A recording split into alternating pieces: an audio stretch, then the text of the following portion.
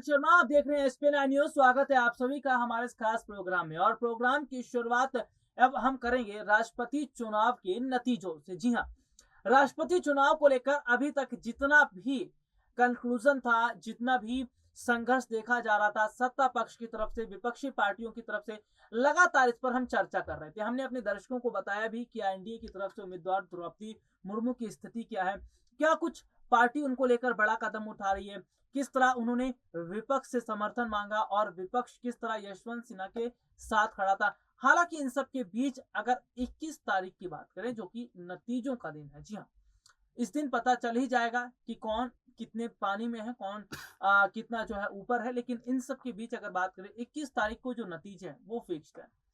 अगर 21 तारीख की मैं बात करूं, उससे पहले मैं अपने दर्शकों को बता देता हूं कि द्रौपदी मुर्मू की जीत है। जी हाँ, द्रौपदी मुर्मू ही देश की अगली राष्ट्रपति बनेंगी।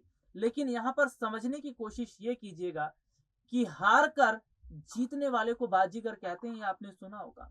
और आज ये बाजीगर अगर कोई बना है तो वो यशवंत सिन्हा। जी हाँ, भले ही 21 तारीख को उनकी हार होगी, लेकिन वो हार उनकी हार नहीं बल्कि जीत होगी। क्यों और कैसे यशवंत सिन्हा ने हार को देखकर भी, या चुनावी स्थितियों को देखकर भी, कैसे उन्होंने द्रौपदी मुर्मू को धूल चटा दी, कैसे सत्ता पक्ष पर भारी पड़ गए, मोदी सरकार पर भारी पड़ गए। आज इस पर संक्षेप में बात करेंगे। दरअसल सीधे तौर पर समझिएगा कि राष्ट्रपति पद के लिए खड़े हुए उम्मीदवार विपक्षी पार्टियों की तरफ से यशवंत सिन्हा, जो लगातार जनता के मुद्दों पर बात कर रहे थे, जिन्होंने महंगाई, शिक्षा, स्वास्थ्य, बेरोजगारी, जीडीपी, अर्थव्यवस्था, तमाम ऐसे मुद्दों पर बात की, तमाम ऐसे मुद्दों पर उन्होंने अपना जो है बयान दिया। और लगातार विपक्ष उनका सहयोग कर रहा था, विपक्ष लगातार उनको सपोर्ट भी कर रहा था।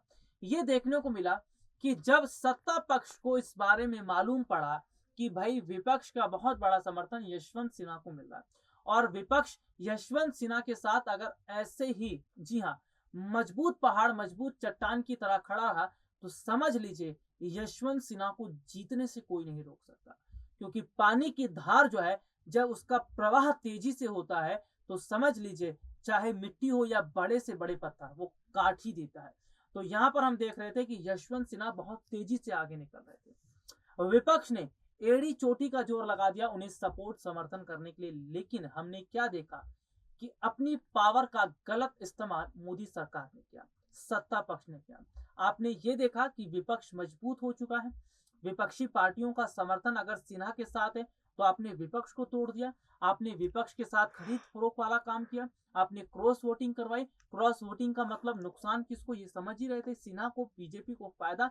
तो यहाँ पर हम क्या देख रहे हैं कि बीजेपी आज पूरी तरह से लोकतंत्र की धज्जियां उड़ा चुकी है। द्रौपदी मुर्मू का मैं जिक्र कर लेता हूँ। राष्ट्रपति पद का जो चुनाव होने वाला था, उस चुनाव से पहले यशवंत सिन्हा ने देश के मुद्दों पर बात तो की।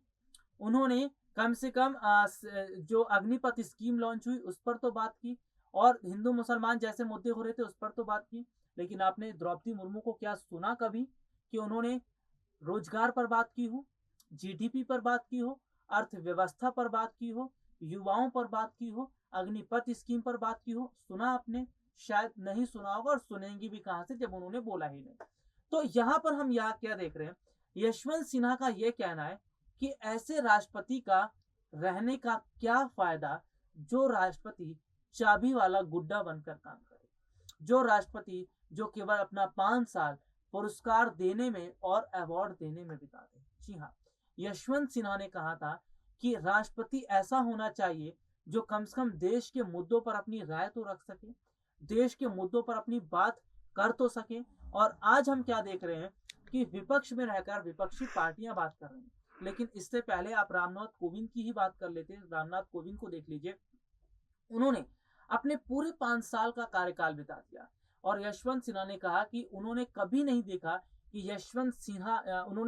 देखा कि रामनाथ कोविंद ने कभी भी महंगाई, बेरोजगारी, देश के माहौल, हिंदू मुस्लिम जैसे मुद्दों पर अपनी बात रखी हो। तो सीधे तौर पर हमने क्या देखा कि जिस तरह के हालात बने या जिस तरह की स्थिति बनी, इसका सीधा और साफ मतलब ये था कि जिस तरह 5 साल ऐसे ही चले गए रामनाथ कोविंद के, ऐसे ही 5 साल द्रौपदी मुर्मू के भी चले जाएंगे। तो ऐसे राष्ट्रपति का क्या मतलब? उन्होंने यशवंत सिन्हा का ये कहना था कि अगर वो राष्ट्रपति बनेंगे तो सबसे पहले जो सरकारी तंत्र का जितना भी गलत इस्तेमाल हो रहा है उसको होने से रोकेंगे। उनका ये कहना था कि आज जिस तरह से हम स्थितियों की बात कर रहे हैं या जिस तरह का आज हम माहौल देख रहे हैं, सीधे तौर पर समझिएगा, उन्होंने कहा था कि वो जनता के मुद्दों पर बात करेंगे, जनता के मुद्दों पर अपनी राय रखेंगे, क्योंकि आज हम देख रहे हैं कि सत्ता के अंदर बैठा कोई भी बड़ा नेता या राष्ट्रपति तक की हम बात करें, राष्ट्रपति, देखिए देश का राष्ट्रपति बहुत बड़ी बात होती है और देश के राष्ट्रपति की जिम्मेदारी होती है कि अगर देश में उन्हें कुछ ऐसा लग रहा है जो ठीक नहीं है, उस पर वो अपनी बात रख सकते हैं, आवाज उठा सकते हैं। लेकिन ऐसा नहीं देखने को मिला। रामनाथ कोविंद ने इस तरह के कभी मुद्दों पर बात नहीं की, कोई फैसला नहीं है। तो सीधे तौर पर हम क्या देख रहे हैं कि बीजेपी इसलिए चाहती है कि द्रौपदी मुर्मू को राष्ट्रपति बनाया जाए, यानी जैसे बीजेपी चलाएगी मुर्मू वैसे ही काम करती नजर आएंगी। तो ऐसे राष्ट्रपति का क्या मतलब है जो मुद्दों पर बात ना कर सके या जो जनता की आवाज को ना उठा सके?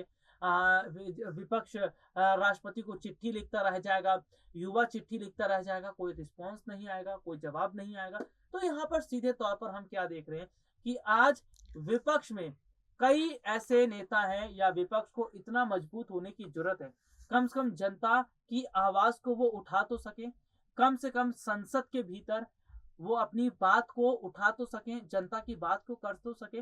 देखिए सीधे सीधे तौर पर देखिएगा कि फिलहाल मौजूदा समय के अंदर जो हालात बने वो कहीं ना कहीं ये जरूर इशारा कर रहा है कि क्या वाकई आने वाले समय के अंदर आने वाला जो माहौल है वो ये नहीं बता रहा है कि पूरी तरह से भारत लोकतांत्रिक जो प्रक्रिया चल रही है वो खत्म हो जाएगी, राजतंत्र जैसी व्यवस्था आ जाएगी, क्योंकि सरकार चुनाव कब करवाना है ये भी अपनी मर्जी से तय करती है, जीतेगा कौन ये भी अपनी मर्जी से तय करती है, चुनाव कब और कहां होने हैं ये भी अपनी मर्जी से तय करती है। तो सवाल भी हमारा यही रहेगा कि जब को सब कुछ सरकार को ही करना है तो क्यों आप इस तरह से चुनाव करवाकर विपक्षी पार्टियों का समय बर्बाद करते हैं? सीधे तौर पर आप अपना कैंडिडेट खड़ा करवा दीजिए और बता दीजिए हमारा ये कैंडिडेट है, इनकी जीतता है। क्योंकि आज हम देख रहे हैं जो सत्ता पक्ष चाह रहा वही हो रहा है। भाई 2024 का भी इंतजार क्यों किया जाए? 2024 से पहले ही आप बता दीजिए हमारी इतनी सीटें आनी है और हम इतने सीटों पर जीत रहे हैं। देखिए जब तक इस देश में विपक्ष मजबूत नहीं होगा, जब तक विपक्ष मजबूती से काम नहीं कर पाएगा, जब तक हमारे देश में लोकतांत्रिक और संवैधानिक तरीके से चुनाव नहीं होंगे, तब तक सत्ता पक्ष हावी रहेगा।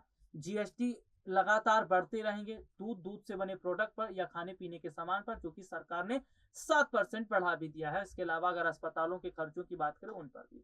तो हम देख रहे हैं लगातार देश में महंगाई बढ़ रही है, विपक्ष आवाज उठाता है, उसकी आवाज को दबाने का काम कर दिया जाता है। जनता को तय करना है, जनता जनार्दन है, जनता विपक्ष के साथ रहेगी तो उनको फायदा मिलेगा, नहीं तो आने वाले समय में देश जिस अंधकार की ओर जा रहा है उससे निकल पाना देश का बहुत मुश्किल हो जाएगा। आज के लिए इतना ही, आपसे फिर दोबारा मुलाकात होगी, तब तक के लिए इजाजत दीजिए, नमस्कार।